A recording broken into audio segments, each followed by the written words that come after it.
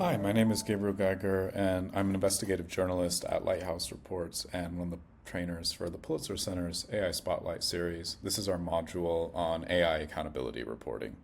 What we're going to be covering today is some examples of good AI accountability reporting.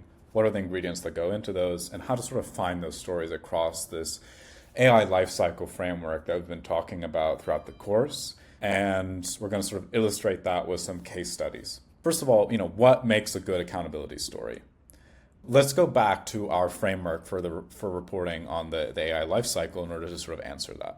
So again, we have 4 stages: data, compute, AI models, and applications. And across each of those, we have different related issues, we have different actors, and we have different people or institutions or the planet that are impacted. We're going to go through some case studies. We're going to see how they fit across this AI lifecycle, and then dive into some of the challenges and techniques that these reporters use to sort of tell a meaningful accountability story. The first story is a story from Varsha Bansal, who is an amazing tech journalist in India, was previously a fellow for the Pulitzer's AI Accountability Network. Varsha did a really good investigation into how Uber drivers in India are being locked out of their accounts because of Uber's facial recognition algorithm. This story sits really on the applications end of our framework. It's about job loss, it's about businesses, a big business, in this case Uber, and it's about the workers who are sort of trying to navigate this technical space. What Varsha found in her investigation was that Uber drivers in India were being systematically locked out of their accounts because of the app's faulty facial recognition system. In order to unblock their accounts, drivers had to struggle through this tedious, weeks-long appeals processes that leave them without the sort of income they need to pay basic bills. And the challenge that Varsha faced is sort of quite indicative of the challenge that we often face in this sort of reporting, which is that Varsha didn't have access to Uber's facial recognition algorithm, right? This is something that's probably tightly controlled. While she'd identified some cases of individual harm, she wanted to prove that this harm was systematic. And so you can ask yourself and pause here, how would you approach this reporting if this was your starting point? And you can write a few things down. Varsha's methodology was to work with an informal network of gig workers in India, so sort of bespoke unions, if you will, and to then survey them to see how many had reported being locked out of their accounts. And then based off of that, find compelling narratives around the appeals procedure. And what Varsha found was that in the survey, almost half of respondents said that they'd either been temporarily or permanently locked out of their accounts as a result of this sort of facial recognition system. And then she sort of dived in and found some really compelling narratives of people who had to sort of keep calling and dealing with Uber's customer support, sometimes taking weeks to try to get their accounts unblocked. I think Varsha's methodology hits to a really important sort of technique or point, which is that you maybe don't have access to Uber's facial recognition system, but what you can try to do is build your own data set. So in this case, an informal survey. Perhaps, in the case of the markups investigation from Lam Tuivo, who's also one of our trainers, her way of building a data set was to download the YouTube watch history of people in the Vietnamese community in the United States to understand what types of content they were consuming. And, in the case of Varsha, of course, this is not like an academic survey of thousands of people, but it still allows you to show that something is not just anecdotal, that it's more than one person who's experiencing this harm. So why we really love this story was it uses this sort of unique ground-up methodology to demonstrate scale of a problem and circumvent what would otherwise be a very opaque system. That it sort of uses this ground-up approach of working with informal networks of gig workers who are experiencing a harm, and then really effectively illustrated the consequences of how this technical system was failing with human stories and human characters. Our second case study is going to hit some similar notes, but be a bit more technical. We're going to be looking at this story from Rest of World about how AI reduces the world to stereotypes. And basically what Rest of World found was that image generators reproduce stereotypes about people across the world. This sits, I would say, mostly on the AI models part of our framework.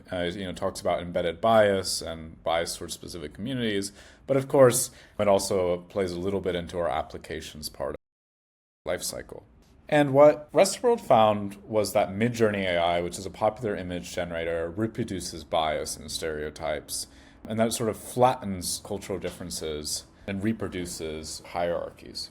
So for example, when you ask for an image of an Indian person, it's this very stereotypical old man with a beard. Mexican person is most of the time someone with a sombrero. Nigerian person is usually someone with chunky jewelry. How Rest of the World conducted this experiment was not a sort of fancy statistical experiment or audit, but basically two people manually labeling data in a spreadsheet. They would ask Midjourney, produce an image of a Nigerian woman, and then tag, is it a young adult? What's their age? Are they older, younger? Are they wearing specific items like chunky jewelry? Is the background particular? Is it always the same background? And then, did that 100 times for different nationalities or ethnicities, and then for each gender as well, and sort of manually labeled this on a spreadsheet. In total, it was 3,000 images using, again, consistent prompts. So you're sort of measuring alongside the same set of criteria, and then broken down by different countries. So you can see here like the results for perceived age across different ethnicities. So again, not something fancy and statistical, two people, data in a spreadsheet, but doing something still with a quantitative approach. So sort of using the same scoring criteria and sort of being systematic about it. And I think the story hits a core issue, which is that much of the attention paid to how generative AI functions in a Western context, and very little attention is paid to the rest of the world. And I think this opens up a sort of big opportunity for people in the global majority to do investigations that show how generative AI may be failing or how it's functioning within their contexts, because so much media attention is on how it's performing within a Western context, and so many of the people actually building these models are based in Silicon Valley, where they might have a very poor understanding of different cultural contexts, or not even being paying attention. So why we thought this was a good and clever example of AI accountability reporting is this sort of clever, low-tech approach to auditing, quote-unquote, an AI system, demonstrating scale, and sort of situating this tech within this larger geopolitical context. For our final case study, we're going to take a look at a really good example of doing some source reporting in Argentina. This story is in Wired by Karen Naundorf. It looks at an unfolding facial recognition scandal in Buenos Aires in Argentina. Again, sitting really on the sort of bias, surveillance, and discrimination are sort of the key issues. So in our AI models column and our applications column. What Karen found was that AI facial recognition is deployed at scale in Buenos Aires to indiscriminately surveil residents, and that errors in the system have left people wrongfully arrested, and that while the system was sort of presented as a way to catch fugitives, in reality, authorities have been requesting data from thousands of innocent people, including some really high-profile opposition figures and even the vice president. So if you want to pause here, what do you think the key reporting questions are for this story? Karen's methodology was to see an opportunity in an ongoing scandal to go deeper, and wanted to sort of track down people affected by the system. And one of the sort of key things that she did was to isolate a key character, so a critical judge who had been investigating the facial recognition system. And the judge sort of acted as an entry point to find out more about the system. So you can see here he's talking about how in Argentina, only around 40,000 fugitives may be searched for within the system, but the personal data requested by Buenos Aires was around 10 million, and the government could never explain why. So the judge sort of really acted as this key focal point to obtain more information about the system, and then the judge also became a sort of driving character of the piece.